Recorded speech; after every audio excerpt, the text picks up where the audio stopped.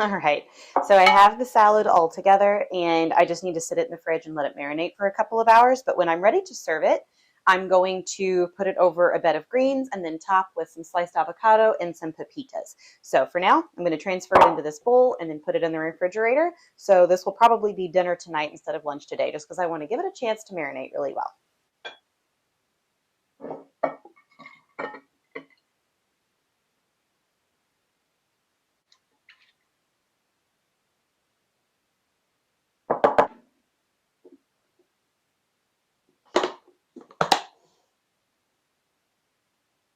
All right, and for tomorrow, I do need to make some more crackers before we go to cask tomorrow night. And also, I have been on a major boba tea or bubble tea kick for the last probably week or two now. And rather than going and buying them for $5 every day, I decided I'm just going to make my own tapioca pearls and then make my own bubble tea at home. So I am also going to make the tapioca pearls probably tomorrow. I would say this evening, but honestly, it is such a lovely day outside. It actually feels very much like fall because the high for today is only supposed to hit 82 degrees and it is very dry air and it is very sunny. And then, of course, we have crickets and cicadas outside making noise now. So it definitely sounds like fall and feels like fall. So it's very weird, but I will probably work from my laptop outside this afternoon as well, just because it is way too nice of a day to sit in the house. We won't have very many of these until fall, because starting tomorrow, the temperature is supposed to start climbing again. And by Wednesday, we're going to be back to having a 105 heat index. So um, I'm going to get this cleaned up and I'm going to head outside.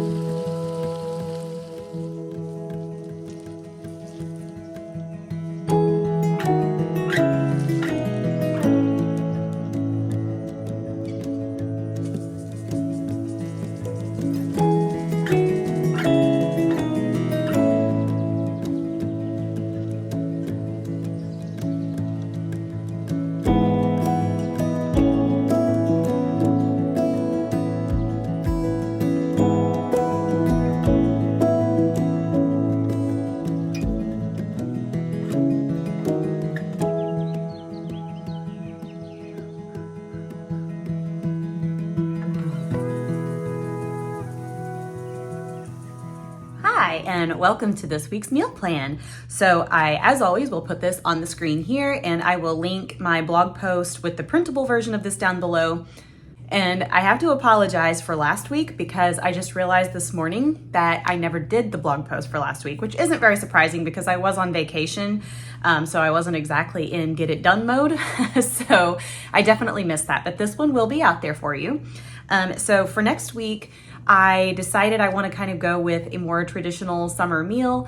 I have green beans out of the garden. Unfortunately, no zucchini yet. I still just have flowers on the plants. I have no ripe tomatoes yet. I have no cucumbers yet. My cucumbers have not been getting pollinated because I just really don't have any pollinators in my yard. I see the occasional butterfly maybe, but despite adding an herbaceous border and expanding my pollinator bed, I'm still just not seeing them. I don't know what is going on. I don't know what it is about my area, my neighborhood, what it is, but I just don't have pollinators. So I've had to resort to starting to hand pollinate my cucumbers and all of my different squash plants. So the cucumbers, I've had several small ones that have just shriveled up and died because they weren't pollinated. So I should have some by now, but I don't. I do finally have just a couple of little bitty ones that I know I have hand pollinated myself. So maybe soon I will finally have some cucumbers to pick. But everything else is way behind. As per usual with my yard, I don't have enough sun. So everybody else that, does have good full sun for their gardens in my area, in my zone 6B is my gardening zone. Everybody is starting to get a lot of stuff now. But for me, I'm always a few weeks behind because I get the absolute bare minimum of sunlight in my yard is the maximum that I get. The bare minimum that is needed is my maximum. So it definitely takes longer, and it is very frustrating because I have been a lifelong gardener and this is the first time ever that I've had this problem. I moved to this town 7 years ago and it is just a heavily wooded town. Like all of these older neighborhoods have big, massive, mature trees that they never took down whenever they built the houses. And unfortunately, I can't do anything about it because every tree that shades my garden is in someone else's yard. So I'm kind of just stuck with it. But anyway, we're not going to go on a gardening rant. I'm going to go ahead and share with you my meal plan. So I'm going to do black bean burgers next week. I'm going to pick up some cucumbers and zucchini from the farmer's market to go along with it, and probably some tomatoes too, since I don't have any of those yet. And then I do have my own green beans, so I will have all of those fixings for the side, but I will make the black bean burgers. And then kind of as a side option, I have really been liking the pita pizzas that I made in the week of my birthday, so I'm gonna pick up some more pita pockets and make some more of those. And they're really simple. So all I do is take a pita like sandwich pocket, but I don't open it up or anything. I just keep the whole pita, and then I top it with marinara sauce. I whip up some cashew cream or cashew cheese sauce and drizzle that on top, and then I put whatever topping. So I've been doing red onion, either bell pepper or banana pepper. So another little bit of a gardening rant. I bought jalapeno seeds, like an actual packet of jalapeno seeds from the store, and started my own jalapeno plants this year. And lo and behold, they were not jalapenos, they were banana peppers instead. So I have been slicing up the banana peppers and putting them on those pizzas. And then broccoli. I've been liking to put broccoli on it too, add a little bit extra cruciferous vegetables on there. So that is the plan for next week. That is what I'm going to do. So of course, I won't have a recipe for the pita pizzas, but I will have a recipe for the black bean burgers. So I will put that down below, and also I will link it into my blog post. So if you want to go and pull up the printable PDF version of this meal plan that you see on the screen here, I will have that for you. And either place you can go to get the link to the recipe, and then we can make it together next week. So that's gonna do it for me for today, probably. I don't know if I'll be back on here. I think I'm just taking kind of a chill day or a chill evening once I'm finished working. I really need to finish reading this book, so I'm going to tackle that. Tomorrow is the 4th of July. We have no concrete plans yet. Michael mentioned something about a gift card that we have for a restaurant in my hometown and potentially going up there, but so far it's just been discussed. I don't know how he's gonna feel in the morning, if he's even gonna want to still go anywhere. But the 4th of July, we really don't do anything for it. We did because my grandparents lived right at the corner of the park. We had honestly the best viewing spot for fireworks in the entire town because it was their house, the street, and then the parking lot, and then the hill where they shot off the fireworks was right on the other side of that parking lot. So we had like the best view in the entire town for the fireworks display. But as you probably know, if you've been around here for a little while, my grandpa sold his house in May and then moved out to the farm with my mom and stepdad, which was kind of always the plan. They built a small house, a little 2-bedroom house out on the farm that can be just kind of a lifelong family retreat kind of getaway when no one is living in it anymore. It's essentially intended to be like a cabin on our family farm. So the plan was always for grandma or grandpa, whichever one, to move out there with my mom and stepdad after one or the other had passed. And my grandma did pass away last year in July, so it's been almost a year. And so grandpa has now moved out to the farm, which, you know, the farm is his farm, but there's just never been a house on it. Like my entire childhood growing up, he had a shop, but there was no running water, no electricity, none of that stuff. So they had all of that put in. They built a house. My mom and stepdad retired and came down here to help take care of my grandma. And so they started building the house out there. So it's kind of just like a family property kind of a situation. But anyway, enough rambling. I am going to hop off of here, and I will probably catch up with you again tomorrow.